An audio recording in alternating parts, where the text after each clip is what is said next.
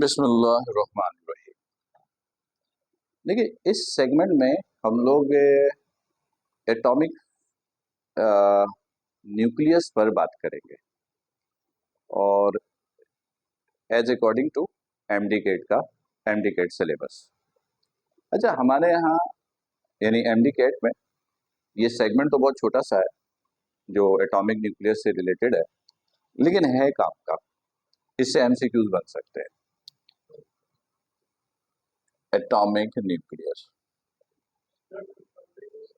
हाँ, एक ही चीज है। इसके अंदर सबसे पहले तो ये वर्ड क्लियर कर लो, स्पेक्ट्रम। स्पेक्ट्रम कहते हैं किसको है? Formations of colours,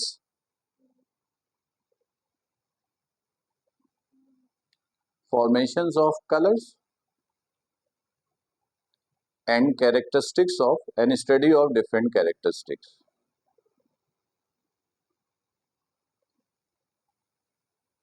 Different characteristics. ठीक, यानी स्पेक्ट्रम का मतलब होता है कि एक ऐसा फिनोमेना जिसमें आप कलर की फॉर्मेशन लेते हो और जिसकी कलर आपने बनाई है उसकी कैरेक्टरिस्टिक्स को स्टडी करते हो। जैसे एक मिसाल पहले दे दूं, ये लाइट है, मैंने कहा इसका स्पेक्ट्रम लो। स्पेक्ट्रम का मतलब है कि आप पहले मुझे बताओ इस लाइट में अंदर कितने कलर्स हैं। तो आप तो बोलोगे सर ये तो येलो कलर है। गलत, ये तो वो जो बाहर से ट्यूब लगा हुआ है ना, ये उसका कलर है। सनलाइट है, मैंने कहा सनलाइट का कलर बताओ। ये सनलाइट का कलर नहीं जो बाहर दिख रहा है। सनलाइट के अंदर 7 कलर है, वो कलर है। तो मैंने कहा सनलाइट का स्पेक्ट्रम लो, तो मतलब पहले वो 7 कलर ऑब्टेन करो और फिर उनकी कैरेक्टरिस्टिक्स भी स्टडी करो। ये है स्पेक्ट्रम, ठीक है।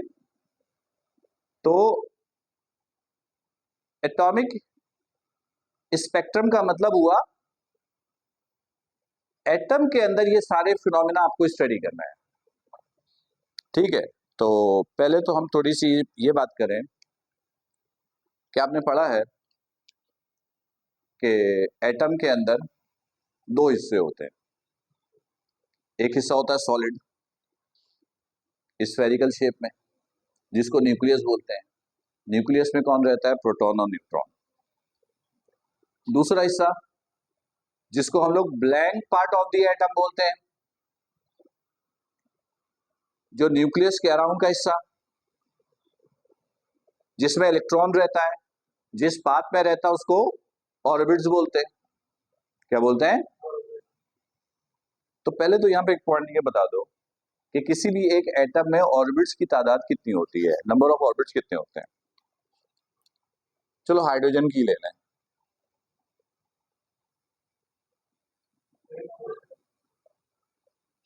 किसी भी एटम में या हाइड्रोजन एटम में ऑर्बिट्स कितने होते हैं? बस एक होता है। यही पॉइंट यहां क्लियर कर लो, इलेक्ट्रॉन एक होता है, ऑर्बिट एक नहीं होता। किसी भी एटम में ऑर्बिट की तादाद इनफाइनाइट होती है। कितनी होती है? इनफाइनाइट। ऑर्बिट तो इमेजिनरी पाथ्स है ना, ठीक है। और इमेजिनरी पाथ तो कुछ भी हो सकती है, यानी याद रखिएगा किसी भी एटम में ऑर्बिट्स की तादाद कितनी होती है? इनफाइनाइट होती है। सही है, चलो एक बात ये हो गई। हाँ, तो एटम का स्ट्रक्चर ऑफ एटम, जिसमें आप पढ़ते हो कि ये न्यूक्लियस है, ये ऑर्बिट्स हैं, इसमें प्रोटॉन न्यूट्रॉन है, इसमें इलेक्ट्रॉन है। ये सब स्टडी किसने किया? सबसे पहले एक साइंटिस्ट था रदरफोर्ड, उसने किया। उसके बाद बोहर ने इसको वेरीफाई किया। बोहर ने इसको वेरीफाई किया। फिर बोहर ने एटम के स्ट्रक्चर से रिलेटेड कुछ पॉस्टुलेट भी दिया। जैसे पहला पॉस्टुलेट था कि न्यूक्लियस के अराउंड जब इलेक्ट्रॉन रिवॉल्व करता है तो उसकी एनर्जी कांस्टेंट होती है। दूसरा, जब इलेक्ट्रॉन न्यूक्लियस के अराउंड मूव करता है तो उसकी एनर्जी कांस्टेंट होती है, पहला। दूसरा, जब इलेक्ट्रॉन न्यूक्लियस के अराउंड मूव करता है तो उसका angular momentum integral multiple of h over 2 पाई के बराबर होता है। ये सब सिलेबस में नहीं है, हम सिलेबस के टॉपिक को पढ़ने के लिए सारे काम कर रहे हैं। पहला, एनर्जी कांस्टेंट इलेक्ट्रॉन की न्यूक्लियस के अराउंड। दूसरा, जब इलेक्ट्रॉन न्यूक्लियस के अराउंड मूव करता है ऑर्बिट में तो उसका angular momentum integral multiple of h over 2 पाई के बराबर होता है। ये एंगुलर मोमेंटम है, ये ऑर्बिट नंबर है, इसकी वैल्यू होती है 1 2 3। और जिस वेरिएबल की वैल्यू होल नेचुरल नंबर में हो, 1 2 3 4 5 में हो, उसको कहते हैं, इसके लिए वर्ड इस्तेमाल होता है इंटीग्रल मल्टीपल। Integral multiple. और तीसरा, एक वर्ड इस्तेमाल करते हैं ट्रांजिशन। वर्ड सुना है ना? ट्रांजिशंस का मतलब होता है एक ऑर्बिट से जंप करके दूसरे ऑर्बिट में जाना। Jump from one orbit to another orbit. एक ऑर्बिट से दूसरे ऑर्बिट में जंप करके जाना, ये ट्रांजिशन है। ठीक है। तो जो दूसरा पोस्टुलेट था ना बोहर का, दूसरे पोस्टुलेट के जरिए, जो पहला पोस्टुलेट था, ये रदरफोर्ड की थ्योरी में एक डिफेक्ट था, उसको खत्म करने के लिए दिया था। दूसरा, ऑर्बिट का रेडियस मालूम करने के लिए दिया था। तीसरा, ऑर्बिट की एनर्जी मालूम करने के लिए दिया था।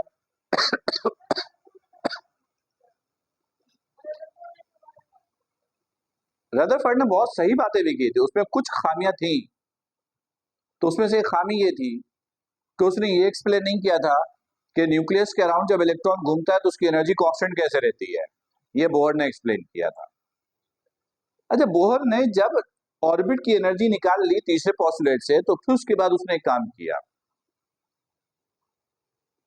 इलेक्ट्रॉन को ट्रांजिशन कराई। ठीक है। ये फर्स्ट करो, यहां से जंप करके यहां गया, यहां से जंप करके यहां जाए, दोनों सूरतों में इसको ट्रांजिशन बोलते हैं। नीचे से ऊपर जाएगा तो इलेक्ट्रॉन एनर्जी एब्जॉर्ब करता है, ऊपर से नीचे आएगा तो इलेक्ट्रॉन एनर्जी रिलीज करता है। सही है, ये याद रखिएगा। एब्जॉर्ब करे या रिलीज करे, उस एनर्जी की वेव लेंथ मालूम करने के लिए बोहर ने तीसरे पोस्टुलेट की मदद ली थी और एनर्जी की वेव लेंथ या वेव नंबर मालूम किया था। उसके लिए फॉर्मूला ये था, 1 over lambda is equal to R H 1 over n2 square minus 1 over n1 square. यानी जब एक इलेक्ट्रॉन ट्रांजिशन करता है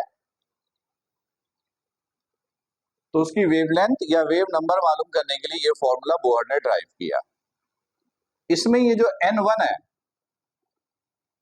ये हायर ऑर्बिट नंबर है, यानी बड़ा orbit number, higher orbit number. ये जो n2 है, ये लोअर ऑर्बिट नंबर है। आर एच जो है, ये रेडबर्ग कांस्टेंट है, कांस्टेंट, ये इसकी वैल्यू है 1.097 इंटू 10⁻⁷ मीटर इनवर्स। सही है। लैम्डा वेवलेंथ है, वेवलेंथ है, और 1 ओवर लैम्डा ये वेव नंबर है। सही। अब गौर से सुनोगे, बोहर ने ये पूरा रिसर्च करने के लिए ना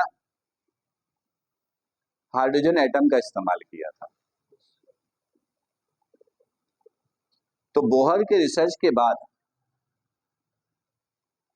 बोहर के एटम के स्पेक्ट्रम को स्टडी किया गया।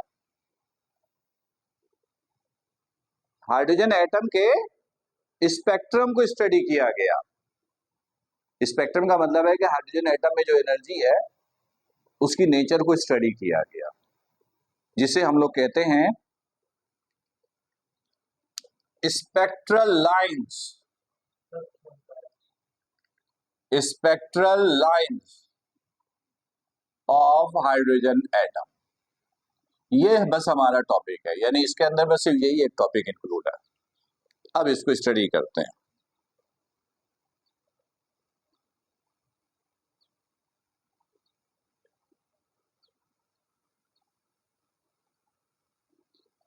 ये देखिएगा, पहला सवाल, हाइड्रोजन एटम में कितने ऑर्बिट्स होते हैं? इनफाइनाइट। अब ये देखिएगा, ये न्यूक्लियस के करीब जो ऑर्बिट होता है वो ऑर्बिट नंबर 1 होता है। ये पहला ऑर्बिट है, ऑर्बिट नंबर 1, ये न्यूक्लियस के करीब। ठीक है, अब जैसे जैसे न्यूक्लियस से दूर जाते जाते हो ऑर्बिट्स के दरमियान गैप बढ़ता जाता है, तो ये कुछ ऑर्बिट्स बना रहा हूं।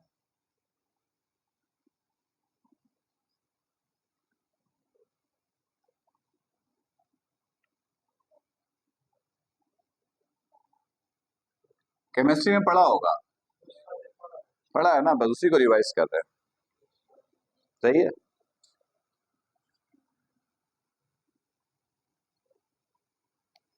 ये ऑर्बिट नंबर 1, ये 2 3 4 5 6 7 एंड सो ऑन। ठीक है, सबसे पहले एक साइंटिस्ट था, उसका नाम था बामर। बाल्मर लिखते हैं, पढ़ते हैं बामर। इसने पहली ट्रांजिशन को स्टडी किया, बामर। हाँ, लिखते हैं बाल्मर सीरीज। इस साइंटिस्ट ने क्या किया,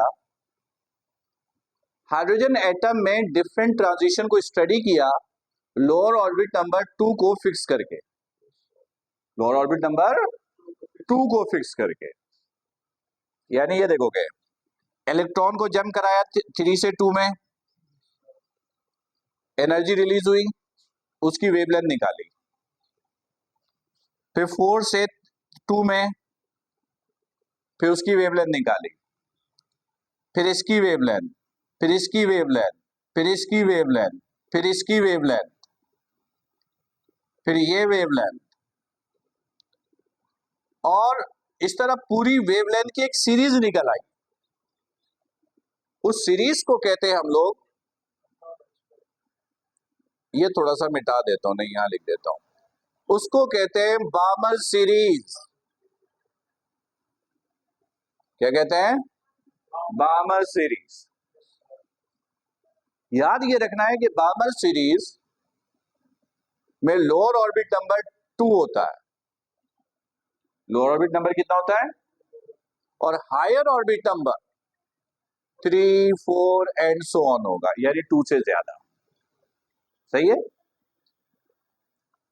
एमसीक्यू जो पूछा जाता है ना, उसमें तो ये तो पूछ सकते हैं कि बामर सीरीज में ट्रांजिशन कहां से होती है, किस में होती है, क्या होती है, लेकिन जो एमसीक्यू आता है वो ये है कि बामर सीरीज हाइड्रोजन एटम के किस रीजन में एग्जिस्ट करता है।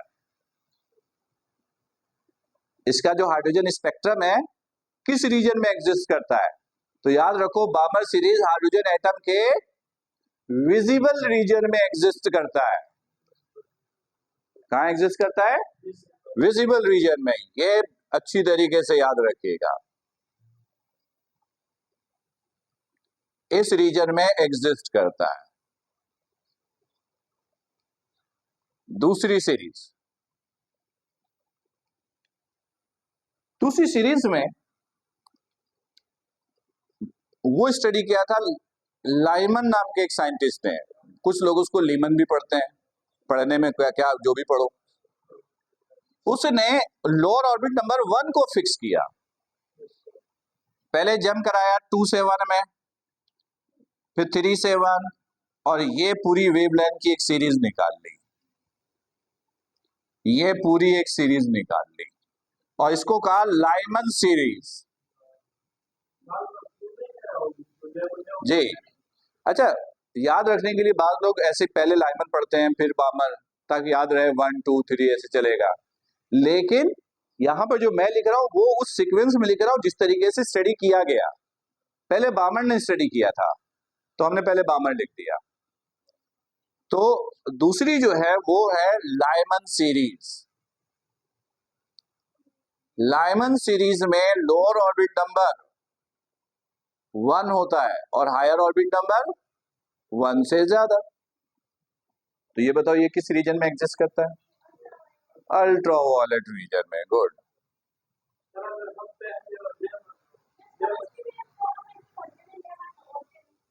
केमिस्ट्री में तो ऐसे पढ़ते हैं लियाकत भाई, पानी बहुत पीते हैं। ठीक है, जैसे याद रहे रख लो।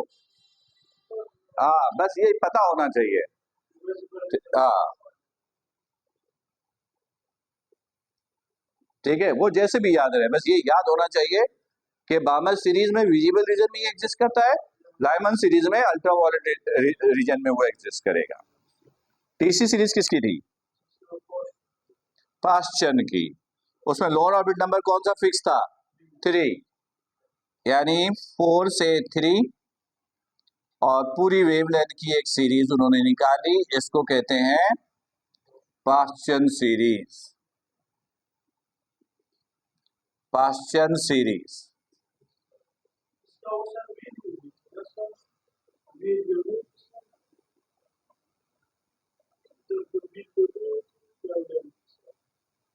वेवलेंथ की वैल्यू अभी बताते हैं, वो अभी बताते हैं, पहले जरा ये रीजन डिस्कस कर लें। ठीक है, पास्चन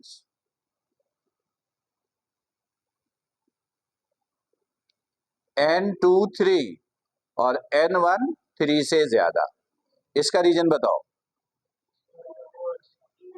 इंफ्रारेड रीजन। चौथी सीरीज कौन सी थी? Brackett series. अब वहां लिख नहीं रहा हूं। Brackett series N2 3 N1 N2 4 N1 5 6 7 region mid infrared. ठीक है, यानी इंफ्रारेड है। पांचवी series Pfund series N2 5 N1 6 region बताओ। Infrared region. अच्छा, अब सुनोगे, एक तो आपको इसमें ये याद रखनी है कि रीजन किसका कौन सा है। दूसरा ये याद रखना है कि लोअर ऑर्बिट नंबर 2 किसका है, 1 किसका है, 3 किसका है, ये सब किसके हैं। न्यूमेरिकल टाइप के एमसीक्यूज पूछे जाने के चांसेस बहुत कम है। कह सकते हो 0% है, हम तो 0 नहीं बोलेंगे, हम बोलेंगे 1% है। रीजन, क्योंकि बगैर कैलकुलेटर के कैलकुलेशन मुश्किल होती है। अब बोहर की सीरीज हो या इनमें से कोई स्पेक्ट्रम लाइन हो, सबके लिए फॉर्मूला ये है, ये है।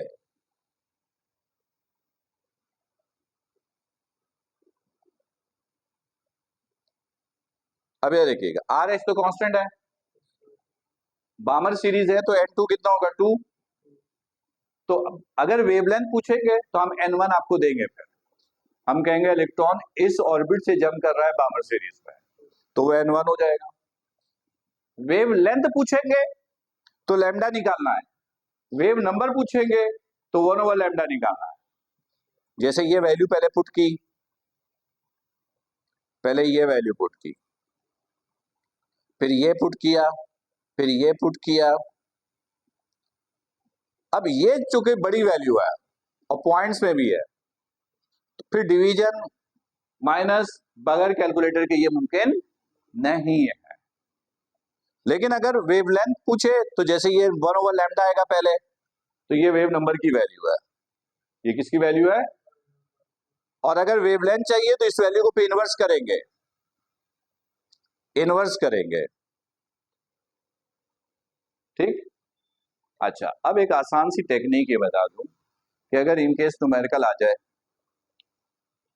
इन केस न्यूमेरिकल आ जाए और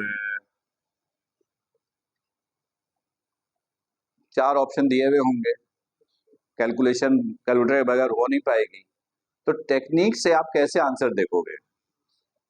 वो आंसर करेक्ट होगा जिसकी पावर -7 या उससे छोटी हो।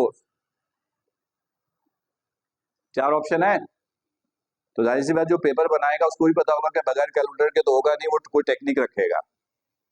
तो 4 ऑप्शन में से वो ऑप्शन सही होगा जिसमें वेवलेंथ की वैल्यू 10 की पावर -7 या उससे छोटी वैल्यू हो। छोटी का मतलब ना, छोटी का मतलब -8 -9। पावर जब माइनस में होता है तो उल्टा हो जाता है, याद रहेगा। ऐसा देंगे नहीं, फिर ऐसा फिर ये हमेशा पावर में आएगा क्योंकि वेवलेंथ बहुत छोटी होती है। हाँ, -7 या उससे छोटी। तो अब ये मुमकिन नहीं है कि सब -7 में दे दे। अगर सब -7 में दे दे या -8 में दे दे, उसका मतलब वो कहना चाह रहा है कि भाई पूरी कैलकुलेशन करो, और वो कैलकुलेटर के बगैर नहीं होगी।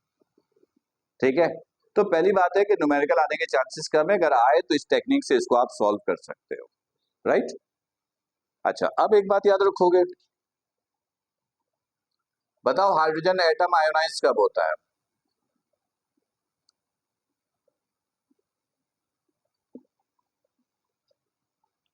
हाइड्रोजन एटम आयोनाइज्ड कब होता है? वो तो ट्रांजिशन है। जब वो जम करे, ट्रांजिशन करे इनफाइनाइट ऑर्बिट से 1 में, जब हाइड्रोजन एटम में इलेक्ट्रॉन इनफाइनाइट ऑर्बिट से जम करके 1 में आता है तो वो ट्रांजिशन आयोनाइजेशन कहलाता है। जो पोटेंशियल एनर्जी रिलीज होगी वो आयोनाइजेशन पोटेंशियल है। अच्छा, हाइड्रोजन एटम में फॉर बामर सीरीज, अब ये जरा सीखिएगा, शॉर्टेस्ट वेवलेंथ कब होगी और लॉन्गेस्ट वेवलेंथ कब कब होगी? सुनो सुनो सुनो, टेक्निक समझ लो इसकी, टेक्निक सीख लोगे बहुत आसान है। सबसे पहले देखना सीरीज कौन सी दी हुई क्वेश्चन में, बामर, लाइमर, पाशन, ब्रैकेट कोई भी दे सकते हैं, मैंने दिया बामर। तो सबसे पहले फैसला करोगे लोअर ऑर्बिट नंबर का, यानी एमसीक्यू में हम पूछेंगे कौन सी ट्रांजिशन जो है वो शॉर्टेस्ट वेवलेंथ प्रोवाइड करेगी in Brackett series, in बामर series, या कौन सी ट्रांजिशन जो है वो लॉन्गेस्ट वेवलेंथ प्रोवाइड करेगी। जाहिर है वैल्यू तो कैलकुलेटर के बगैर तो होगा नहीं, तो हम थ्योरेटिकल टाइप के इस तरीके से एमसीक्यूज पूछ लेते हैं। तो सबसे पहले सीरीज देखना कौन सी है और N2 का फैसला कर लेना। बामर सीरीज है तो लोअर ऑर्बिट नंबर कौन सा होगा? 2 होगा। चलो, लोअर ऑर्बिट नंबर 2 हो गया, इसमें भी 2, इसमें भी 2। शॉर्टेस्ट वेवलेंथ के लिए याद रखना N1 हमेशा इंफिनिटी होता है, चाहे सीरीज कोई भी हो। शॉर्टेस्ट के लिए N1 कितना होगा?